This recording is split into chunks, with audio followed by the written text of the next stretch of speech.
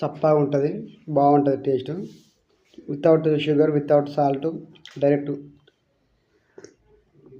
Sugar కూడా వేసుకోవచ్చు, మన ఇష్టం.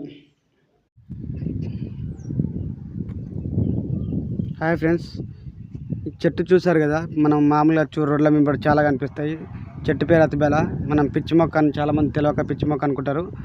దీనివల్ల చాలా ప్రయోజనాలు ఉన్నాయి.